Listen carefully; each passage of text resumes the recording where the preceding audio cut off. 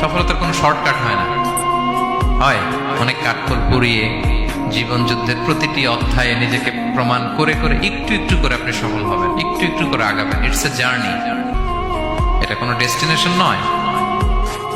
এবং সফল হওয়ার পথ পরিক্রমায় কোনো লিফট নেই, সিঁড়ি বেয়ে উপরে উঠতে হয়। কি বেয়ে? কিন্তু আমরা সফল হতে চাই কিভাবে? ডাইরেক্ট 100 তলায় আমি সফল, উপরে সবার উপরে আমি, এইভাবে চাই সফলতাটা। সবার উপরে উঠে যাব, গোল্ড মেডেল গলায় পরাই দিবে, আমরা সাকসেসফুল না। সফলতার রাস্তায় কোনো লিফট থাকে না। কি দিয়ে উঠতে হয়?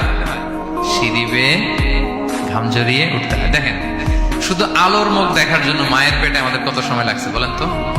জাস্ট একটু লাইট, হ্যাঁ, 9 মাস 10 মাস সময় লাগছে শুধু একটু আলো দেখবো আমরা। একটু আলোর মুখ দেখার জন্য আমার লাগছে 9 মাস। আর এখানে আমরা